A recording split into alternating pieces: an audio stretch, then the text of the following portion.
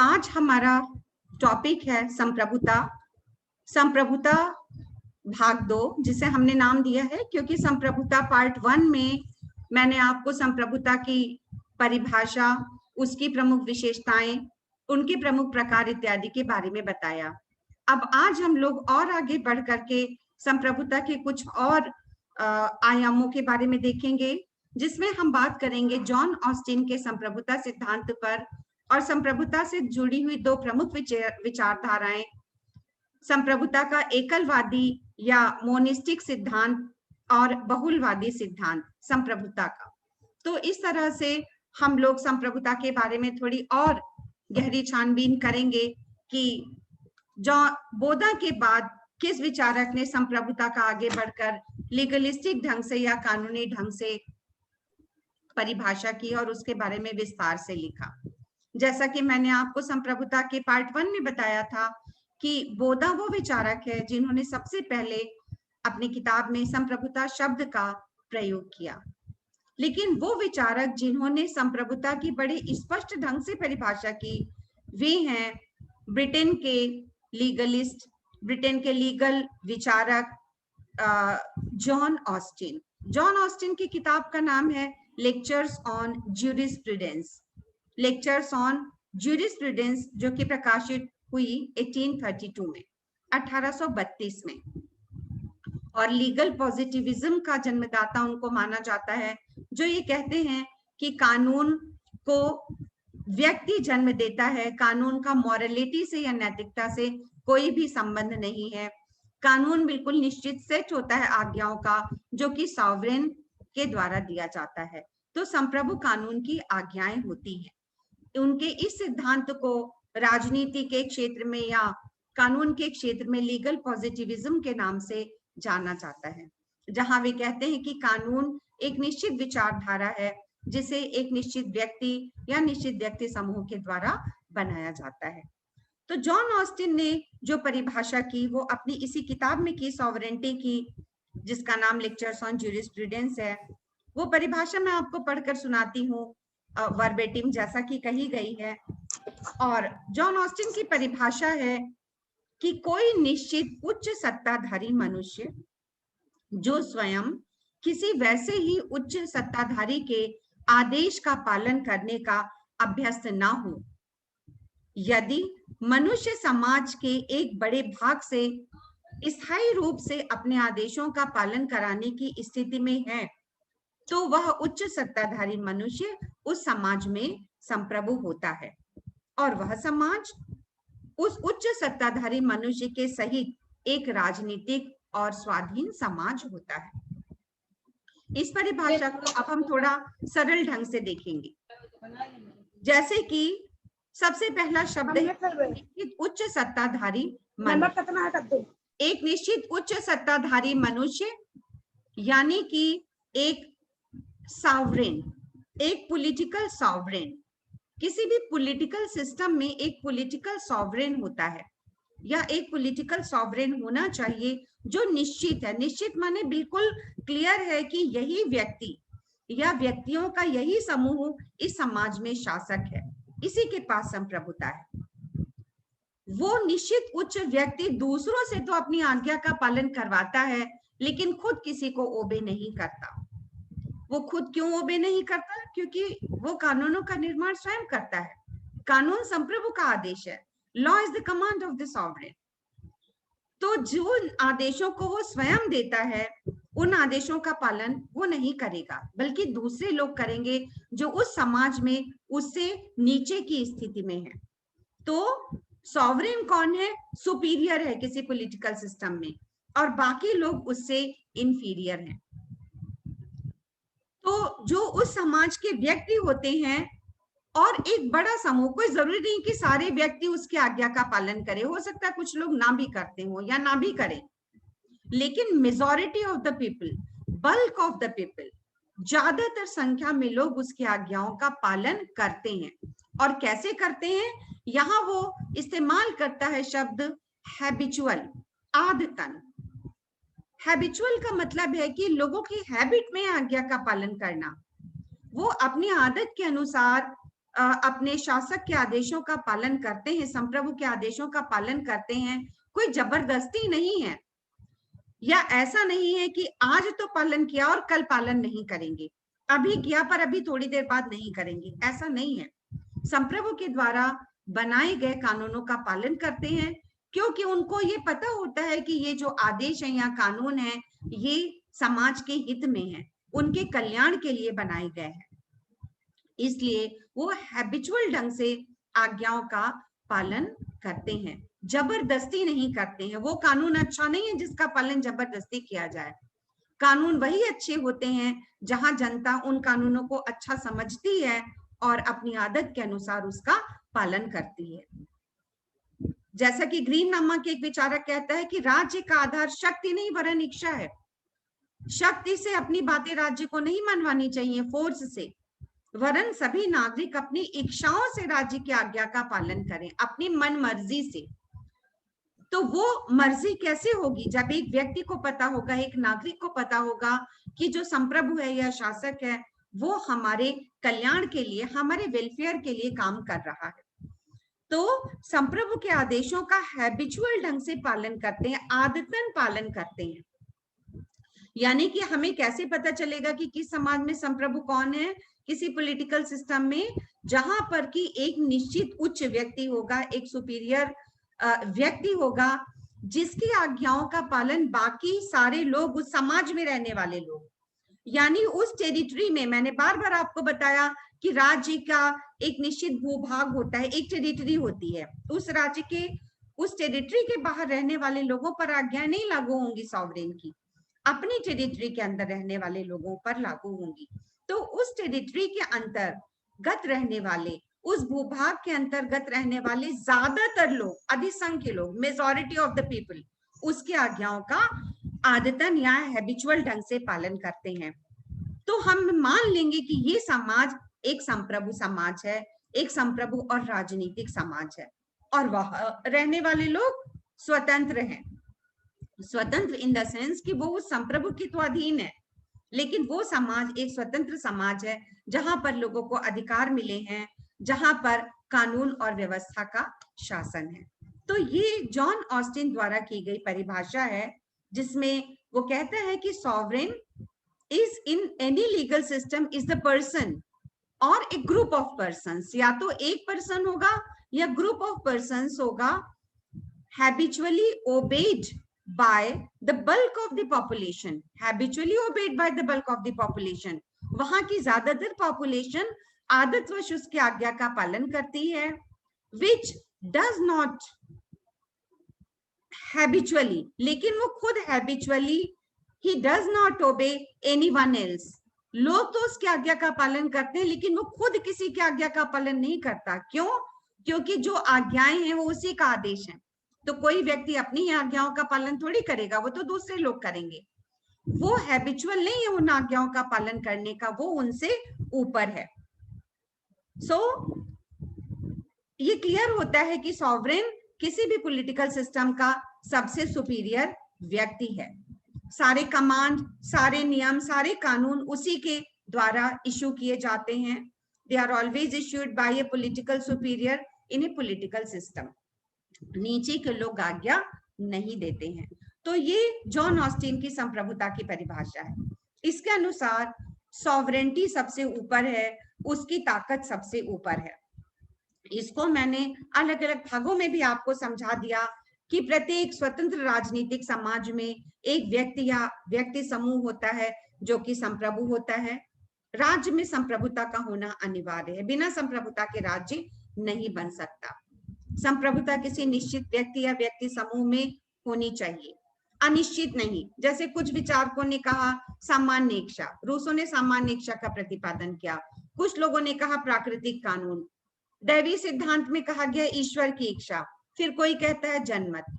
John Austin इन सबको नकारता है, वो कहता है नहीं, ये चीजें अनिश्चित हैं, इनमें संप्रभुता का निवास नहीं हो सकता, संप्रभुता केवल निश्चित लोगों में रहेगी। और फिर आपने देखा कि वो दूसरे उसकी आज्ञाओं का पालन करते हैं, वो स्वयं किसी की आज्ञा का पालन नहीं करता है। और यदि लोग पालन नहीं करते हैं तो क्या होता है? तो उनको दंड का भय दिखाया जाता है। कि यदि तुम इस आज्ञा का पालन नहीं करोगे तो तुमको दंड मिलेगा। जैसे मान लीजिए कि राज्य के द्वारा ये मानव हत्या को अपराध घोषित किया जाता है और कहा जाता है कि मनुष्य को मारना, एक व्यक्ति के द्वारा दूसरे व्यक्ति की जान लेना कारण रूप से ये अपराध है। तो यदि कोई व्यक्ति किसी की जान लेगा तो बदले में उसके लिए दंड होंगे, उम्र कैद की सजा दी जा सकती है या फांसी की सजा दी जा सकती है या कोई अन्य कठोर दंड। लेकिन यदि कोई छोटा अपराध किया जाए तो उसके लिए छोटा दंड होगा। अगर कोई छोटी मोटी चोरी करे तो शायद 3 महीने की सजा दे दें या 6 महीने की सजा दे दें, लेकिन सजा जरूर दी जाएगी। यदि सजा नहीं दी जाएगी तो उस समाज में अव्यवस्था फैल जाएगी, फिर कोई भी किसी की बात नहीं मानेगा। तो संप्रभु के कमांड की सबसे बड़ी विशेषता ये है कि उसके पीछे दंड का भय होता है, दंड मिलेगा। बहुत से लोग दंड के भय से पालन करते हैं, बहुत सारे लोग, लेकिन बहुत सारे लोग फिर आदतवश करने लगते हैं। उनको पता है कि भाई अगर चोरी करना अपराध है तो ठीक है भाई चोरी नहीं करो, क्योंकि अगर एक व्यक्ति चोरी करेगा दूसरे लोग आंख बंद कर लेंगे और उस व्यक्ति को दंड नहीं मिलेगा तो कल को समाज में बिल्कुल अव्यवस्था हो जाएगी, लोगों के घर सुरक्षित नहीं रहेंगे, लोग अपने काम पर नहीं जा पाएंगे। तो आदतन पालन करेंगे कि भाई ठीक है हमें कानूनों का पालन करना चाहिए। तो जॉन ऑस्टिन के द्वारा जो परिभाषा की गई वो कानूनी रूप से की गई। मैंने पहले ही बताया कि ऑस्टिन किसी अनिश्चित चीज में विश्वास नहीं करता, वो कहता है कि कानून एक निश्चित व्यक्ति के द्वारा बनाया जाना चाहिए, क्योंकि वो स्वयं एक कानूनी विशेषज्ञ था। इंग्लैंड का वहां का बहुत बड़ा लीगलिस्ट वो विचारक था और कानून का ज्ञाता था, तो कानून में विश्वास करता था। लेकिन बहुत सारे लोगों ने संप्रभुता के इस सिद्धांत का विरोध किया। अब देखिए संप्रभुता का ये सिद्धांत जहां ये कहा जा रहा है कि संप्रभुता एक है, संप्रभुता सर्वोच्च है, संप्रभुता निरंकुश है, जैसा कि जॉन ऑस्टिन की परिभाषा से साबित होता है, इसे हम कहेंगे संप्रभुता का एकलवादी सिद्धांत। संप्रभुता एक है, sovereignty is one, okay, sovereignty is one, संप्रभुता एक है। इसके लिए फिलॉसफी में शब्द आता है अद्वैत, अद्वैतवादी, जैसे कहते हैं ईश्वर एक है, बहुत सारे नहीं है, ईश्वर एक है, वैसे ही संप्रभुता एक है। तो एक अद्वैतवादी सिद्धांत है संप्रभुता का, एकलवादी सिद्धांत है, मोनिस्टिक, अंग्रेजी में कहेंगे मोनिस्टिक। तो इसके विरोध में कौन सा सिद्धांत आ गया? बहुलवादी। बहुलवादी, बहुल यानी प्लूरल, प्लूरलिस्ट, बहुलवादी सिद्धांत जो कहता है संप्रभुता एक नहीं, संप्रभुता अनेक है, कई है संप्रभुता, एक नहीं है। बहुत सारे लोग हैं, उनके नाम भी मैं आपको बता रही हूँ, क्योंकि एमसीक्यू या जो शॉर्ट क्वेश्चंस आएंगे उसमें इस तरह के नाम भी देकर पूछे जाते हैं, जैसे कि सर हेनरी मेन है, लॉर्ड ब्राइस हैं, ब्लैंचली हैं, जेम्स स्टीफेंस हैं, मिस फॉलेट हैं, लास्की हैं, लास्की का नाम बहुत ज्यादा लिया जाता है, लास्की संप्रभुता के बहुलवादी सिद्धांत का समर्थक है। ये लोग संप्रभुता के जॉन ऑस्टिन के सिद्धांत की आलोचना करते हैं, कई आधारों पर करते हैं। जैसे सबसे पहला मैंने आधार बताया था कि संप्रभुता केवल एक निश्चित व्यक्ति है। ये लोग कहते हैं कि नहीं, किसी भी समाज में एक संप्रभु को खोज पाना बहुत कठिन है, बहुत सारी ताकतें होती हैं, कैसे खोज पाएंगे कि संप्रभु कौन है व्यवहारिक रूप से? ना तो आज के समाज में, ना प्राचीन समाज में किसी एक व्यक्ति को नहीं पाया जा सकता जिसे ऑस्टिन के शब्दों में कहा जाए कि ये एक अकेला व्यक्ति है जिसे सर्वशक्तिमान कहा जा सके। जैसे कि पूरे मिडिल पीरियड में, मध्य युग में दो शक्तियों के बीच लड़ाई होती रही, राज्य और चर्च के बीच में, राज्य और धार्मिक शक्तियों के बीच में। कभी उन्होंने शक्ति ले ली राज्य ने, तो कभी चर्च के हाथ में आगे लड़ाइयां चलती रही। फिर पुराने सिस्टम में राजा होते थे, उसके बड़े बड़े सामंत और जागीरदार भी होते थे, वो भी बड़े पावरफुल होते थे। तो कोई एक व्यक्ति नहीं कहा जा सकता किसी भी समाज या राज्य में जो ये कहा जाए कि वो पूरी तरह से पावरफुल है, क्योंकि पूरी तरह से पावरफुल कहने पर फिर निरंकुशता हो जाएगी। तो बहुलवादी चिंतक संप्रभुता के एकलवादी सिद्धांत को स्वीकार नहीं करते। एक्चुअली जो बहुलवादी हैं वो समाज को बहुत महत्व देते हैं, सोसाइटी को। वो कहते हैं कि समाज एक बहुत बड़ी संस्था है और राज्य क्या है? राज्य केवल उसका एक अंग है। राज्य एक पॉलिटिकल संस्था है, एक राजनीतिक संस्था है। लेकिन समाज में राज्य के अलावा और भी कई संस्थाएं हैं, कई धार्मिक संस्थाएं हैं, रिलीजियस, कई आर्थिक संस्थाएं हैं, कई सामाजिक संस्थाएं हैं, कई अन्य और संस्थाएं हैं। क्यों? क्योंकि व्यक्ति के व्यक्तित्व के अनेक पहलू होते हैं। जैसे कि हम अपनी कल्चरल नीड्स को पूरा करने के लिए कल्चरल संस्थाओं के सदस्य बनते हैं। जैसे अगर मुझे डांस सीखना होगा तो मैं किसी डांस स्कूल में जाकर ज्वाइन करूंगी, डांस क्लब में या स्कूल में। अगर मुझे आर्ट बनाने का शौक होगा तो मैं किसी आर्ट सीखने के लिए किसी क्लब या किसी स्कूल की मेंबरशिप ले सकती हूँ। मुझे रिलीजियस एक्टिविटी में पार्टिसिपेट करने जाना अच्छा लगता है तो मैं किसी मंदिर, मस्जिद या चर्च या गुरुद्वारे में जाकर के वहां जाकर के थोड़ी देर बैठना पसंद करूंगी। यदि मुझे आर्थिक गतिविधियों में रुचि है तो मैं आर्थिक संस्थाओं की सदस्य बनूंगी।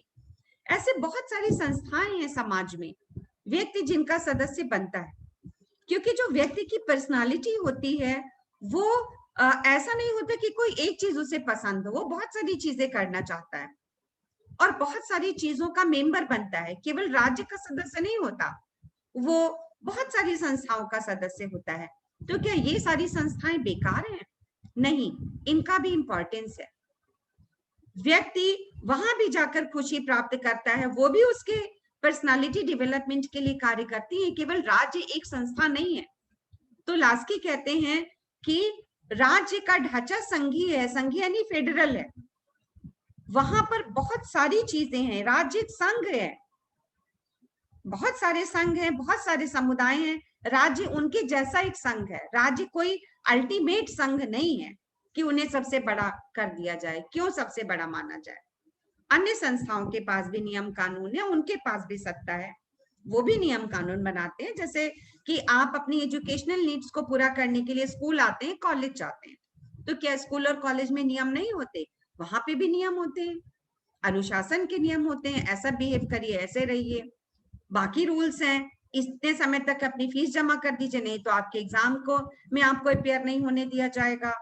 रिजल्ट के लिए रूल्स हैं, एग्जाम के लिए रूल्स हैं, आपके असाइनमेंट जमा करने के लिए रूल्स हैं।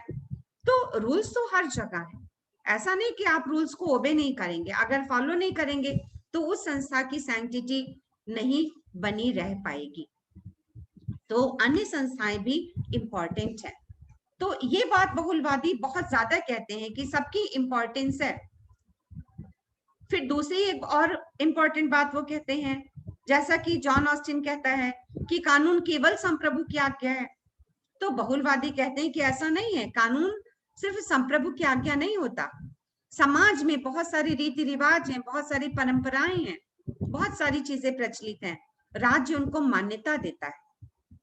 कुछ अच्छी परंपराएं होती हैं, उन्हें स्वीकार करता है, और जो खराब परंपराएं होती हैं उन्हें छोड़ देता है, उनका परित्याग कर देता है। जैसे कि बहुत समय पहले भारत में सती प्रथा का प्रचलन था, तो लॉर्ड विलियम वेंटिक के माध्यम से 1829 में जाकर के राजा राम मोहन रॉय ने इनके साथ मिलकर के 1929 में उसके खिलाफ कानून बनवाया, क्योंकि सती प्रथा एक खराब प्रथा थी। आधुनिक समय में आप देखिए दहेज देने का जो प्रचलन है, जो दहेज प्रथा के रूप में जाना जाता है, जिसके कारण समाज में बहुत सारी दुर्घटनाएं भी होती हैं, तो दहेज प्रथा के खिलाफ कानून बनाया गया है। बहुत सारी शादियों के खिलाफ कानून बनाया गया है। बहुत सारी चीजें, बहुत सारी जो जिन्हें कुछ प्राचीन समय में मान्यता रही होगी पर आज के समय में मान्यता नहीं है। तो समाज में ऐसी बहुत सारी चीजें होती हैं। राज्य का कानून ऐसा नहीं है कि कोई कानून बना दे और सब मान लेंगे। सर हेनरी मैन ने यह भी कहा कि मान लीजिए राज्य कोई ऐसा कानून बना दे कि एक राज्य में नीली आंखों वाले सारे बच्चे मार दिए जाएं, तो क्या वो कानून अच्छा होगा? नहीं, वो कानून सही नहीं होगा। भले वो राज्य की आज्ञा है पर वो अमान्य है, इसे कोई भी स्वीकार नहीं करेगा। तो इस तरह से कानून केवल संप्रभु की आज्ञा नहीं है कि कानून का आदेश आ गया और लोगों ने मान लिया। अगर संप्रभु कोई गलत आदेश देगा और वो लोगों को स्वीकार्य नहीं होगा तो लोगों को उसका विरोध भी करना चाहिए। इसी तरह से जॉन ऑस्टिन के सिद्धांत में अनेक कमियां हैं। एक विचारक है हर्नशॉ।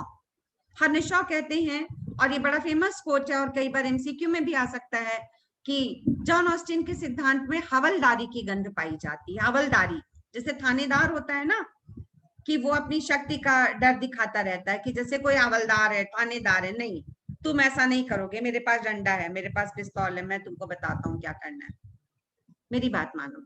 तो जैसे लगता है कि जॉन ऑस्टिन का सिद्धांत कोई हवलदार है और वो सबको धमका रहा है।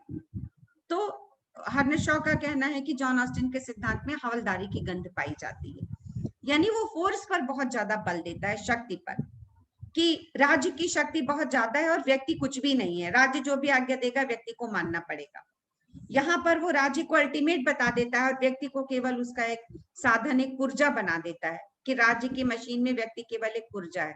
ऐसा नहीं है, व्यक्ति का महत्व है, व्यक्ति की पर्सनालिटी है, व्यक्ति अपनी पर्सनालिटी का डेवलपमेंट करने के लिए बहुत सारी संस्थाओं का मेंबर बनता है और वो संस्थाएं भी इंपॉर्टेंट होती हैं। तो संप्रभुता बहुलवादी होनी चाहिए, हर समुदाय के पास संप्रभुता होनी चाहिए। इसी तरह से अन्य कई बातों को लेकर के जो कि संप्रभुता के एकलवादी सिद्धांत में कही गई कि संप्रभुता का विभाजन नहीं हो सकता, संप्रभुता असीमित है, संप्रभुता निरंकुश है। ऐसा नहीं है, ना तो राष्ट्रीय क्षेत्र में और ना ही अंतरराष्ट्रीय क्षेत्र में संप्रभुता निरंकुश नहीं हो सकती है। राष्ट्रीय क्षेत्र में ये देखा जाता है कि राज्य जो भी कानून बनाए जनमत उसको स्वीकार करे, जनता उसको स्वीकार करे। और अंतरराष्ट्रीय क्षेत्र में क्या होता है कि बहुत सारे अन्य राज्य भी हैं, किसी एक राज्य की आज्ञा ऐसी थोड़ी हो सकती है कि बाकी अन्य राज्यों को उससे गलत असर पड़े। तो अंतरराष्ट्रीय क्षेत्र में हमको अंतरराष्ट्रीय कानूनों का और संधियों का और समझौतों का भी पालन करना पड़ता है। एक राज्य इन सब का पालन करता है। संयुक्त राष्ट्र संघ के द्वारा बहुत सारे नियम, कानून और समझौते, संधियां जो समय समय पर किए गए हैं, राज्यों को उसका भी पालन करना पड़ता है। अंतरराष्ट्रीय क्षेत्र में कोई भी राज्य मनमाना आचरण नहीं कर सकता क्योंकि उससे पूरे संसार को खतरा हो जाएगा। तो इस तरह से बहुत सारी बातें हैं कि जॉन ऑस्टिन का सिद्धांत इंटरनेशनलिज्म के अनुरूप नहीं है, संप्रभुता कभी भी निरंकुश नहीं हो सकती है और व्यक्तियों का भी ध्यान रखना पड़ता है। तो संप्रभुता की अनेक आलोचनाएं भी की गई हैं एकलवादी सिद्धांत की, जॉन ऑस्टिन की परिभाषा के आधार पर, और मुख्य रूप से बहुलवादी विचारकों ने ही ये आलोचनाएं की हैं। प्रमुख के नाम मैंने आपको कई बार बताए हैं, गियर्क हैं, मेटलैंड हैं, फिगिस हैं, डिग्विट हैं, क्रैब हैं, मिस फॉलेट हैं, अर्नेस्ट बार्कर हैं, GDH कोल हैं, हैरल्ड लास्की हैं। ये सारे विचारक जो हैं वो संप्रभुता के एकलवादी सिद्धांत की आलोचना करते हैं। लास्की कहते हैं कि आवश्यकताओं की दृष्टि से पूर्ण होने के लिए सामाजिक संगठन के ढांचे का स्वरूप संघीय होना चाहिए। आवश्यकताओं की दृष्टि से यानी कि व्यक्ति की अनेक आवश्यकताएं होती हैं। राज्य में हमारा राजनीतिक पहलू तो ठीक है, हमें राजनीतिक अधिकार मिलते हैं, हम कुछ कर्तव्य करते हैं, लेकिन हमारे व्यक्तित्व के, पर्सनालिटी के अनेक पहलू हैं जो कि अन्य संस्थाएं भी उसका ध्यान रखती हैं। तो अन्य संस्थाओं को भी हमें इंपॉर्टेंस देनी चाहिए। अन्य संस्थाओं के कार्य भी बहुत बढ़ गए हैं और बहुत सारी ऐसी संस्थाएं हैं, बहुत सारे ऐसे समूह हैं जिनको राज्य को मान्यता देनी पड़ती है। जैसे देखिए, बहुत सारी श्रमिक संगठन होते हैं, यानी लेबर की बहुत सारी यूनियन होती हैं। कई बार वो लोग देखिए हड़ताल करते हैं, प्रेशर डालते हैं, तो राज्य को वो मांगे माननी पड़ती हैं। जैसे कि काम के घंटों को लेकर के, लोगों को उचित मुआवजा दिए जाने के बारे में, बराबर वेतन दिए जाने के बारे में, और उनको अपने काम से संबंधित अन्य प्रकार की फैसिलिटीज या सुविधाएं दिए जाने के मामले में अनेक प्रकार के संगठन हैं जो अनेक प्रकार के आंदोलन करते हैं और राज्य को उनकी बातों को मानना पड़ता है। तो ये भी बहुत इंपॉर्टेंट है। बहुत सारी यूनियन होती हैं। लोकतंत्र में बहुत सारी चीजों का महत्व है। लोकतंत्र में कोई भी व्यक्ति निरंकुश होने का दावा नहीं कर सकता कि कोई एक व्यक्ति निरंकुश हो जाए। संस्थाएं एक दूसरे के ऊपर नियंत्रण रखती हैं। जैसे कि मॉन्टेस्क्यू ने शक्ति पृथक्करण के सिद्धांत में बताया कि शक्तियां अलग अलग कार्य करती हैं, कार्यपालिका शक्ति और व्यवस्थापिका और न्यायपालिका, लेकिन फिर भी एक दूसरे पर नियंत्रण रखते हैं, क्योंकि अगर एक शक्ति को निरंकुश कर देंगे तो दूसरी शक्ति के अधिकारों का उल्लंघन होगा। तो सभी शक्तियों को अपने सही जगह पर रखने के लिए जरूरी है कि एक दूसरे के ऊपर बराबर नियंत्रण किया जाए। तो उसने अवरोध और संतुलन का सिद्धांत भी बनाया, शक्ति पृथक्करण के सिद्धांत के साथ theory of checks and balances का भी आविष्कार किया मॉन्टेस्क्यू ने, क्योंकि खाली एक शक्ति, कहते हैं ना कि power corrupts and absolute power corrupts absolutely, यानी कि पावर या शक्ति करप्ट करती है। जिसके पास शक्ति होती है उसमें अहंकार होता है, वो भ्रष्टाचारी हो सकता है।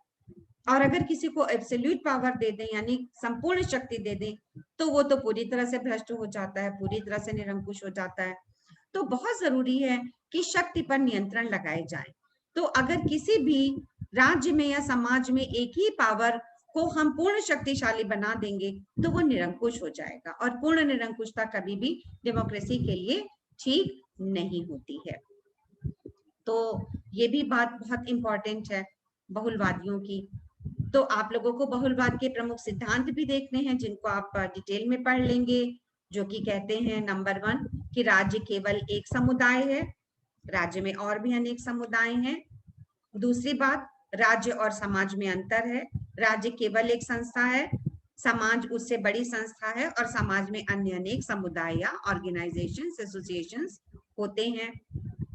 तीसरी बात, राज्य की सत्ता को या अधिकार को नियंत्रित होना चाहिए। अभी मैंने आपको बताया कि नियंत्रण जरूरी है, निरंकुशता अच्छी नहीं होती है किसी भी व्यक्ति की फ्रीडम के लिए, कि कोई एक व्यक्ति बहुत निरंकुश हो जाए तो दूसरों को दबाने लग जाएगा।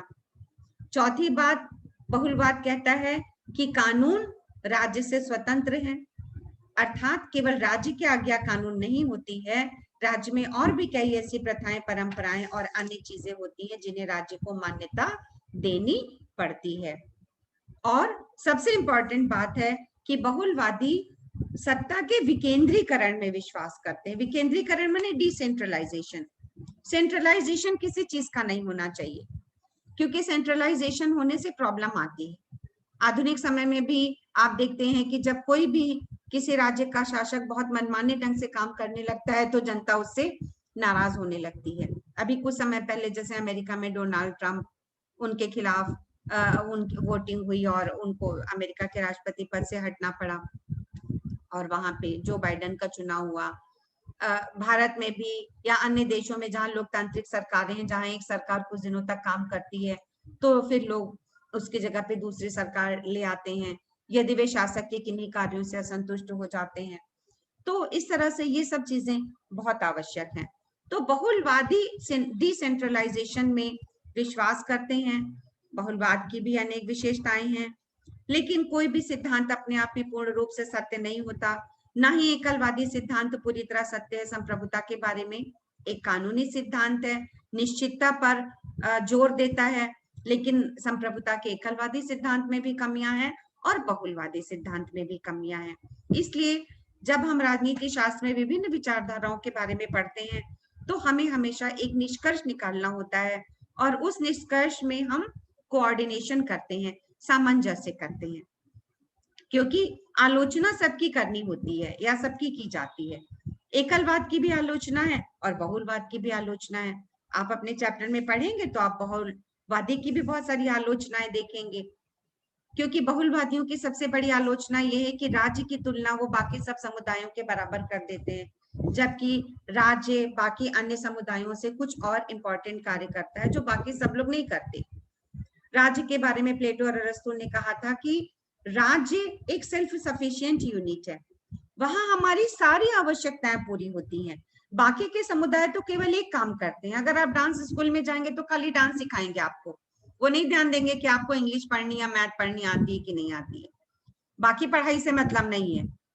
इसी तरह आर्ट में जाएंगे तो आर्ट स्कूल आपको केवल आर्ट सिखाएगा, वो बाकी चीजों पे ध्यान नहीं देगा। लेकिन राज्य के अंतर्गत तो मनुष्य का सर्वांगीण विकास किया जाने की बात होती है। राज्य जन्म से मृत्यु तक एक नागरिक के साथ होता है, तो राज्य की तुलना हम अन्य संस्थाओं से नहीं कर सकते हैं। राज्य वास्तव में अन्य संस्थाओं से कुछ ज्यादा काम करता है। तो दोनों के बीच में कहीं सामंजस्य की जरूरत है। बहुलवाद की ये बात ज्यादा सही है कि आधुनिक समय में बहुत सारे संघ और समुदाय बने हैं प्राचीन काल में तो केवल राजतंत्र होता था, केवल एक राजा का शासन होता था, तो राजा जो कहता था वही सही है। लेकिन आधुनिक समय में ऐसा नहीं है। आधुनिक समय में लोकतंत्र है, लोकतंत्र में अनेक समुदाय हैं, व्यक्तियों की आवाज का महत्व है, व्यक्ति फ्रीडम में विश्वास करता है, तो उसे विभिन्न अधिकार और स्वतंत्रताएं दिए जाने चाहिए। तो इस तरह से बहुलवाद की भी कुछ बातें सही हैं। तो हमें दोनों के विचारधाराओं में सामंजस्य लाना है। जैसे कि जॉर्ज सेबाइन के शब्दों में कहा जा सकता है कि मैं यथासंभव एकलवादी होने का अधिकार सुरक्षित रखता हूं, किंतु जहां आवश्यक हो वहां बहुलवादी बनने को भी तैयार कर रहता हूं। यानी I reserve the right to be a monist when I can, यानी जहां जरूरी हो वहां मैं एक मोनिस्ट बन जाता हूं, बट आई कैन बी ए प्लूरिस्ट, मैं बहुलवादी भी बन सकता हूं व्हेन आई मस्ट, जहां पर मुझे बनने की आवश्यकता है। तो इस तरह से एकलवादी और बहुलवादी में हमको सामंजस्य करना पड़ेगा। और आपको अपने चैप्टर के लिए दोनों ही विचारधाराओं को पढ़ना है, जो कि आपके चैप्टर में दो प्रमुख अंग हैं। बिना उनको पढ़े हम संप्रभुता के बारे में पूरी डिबेट को नहीं समझ पाएंगे। इसके बाद हम लोग संप्रभुता पार्ट 3 का कल कवर करेंगे, जो भी बचा हुआ अब हमारे पास मैटर है, जहां पर मुख्य रूप से मैं आपको ये बताऊंगी कि किस तरह के MCQ आप तैयार करें, शॉर्ट क्वेश्चन तैयार करें, जो आपके एग्जाम में आ सकते हैं और जो इम्पोर्टेंट है।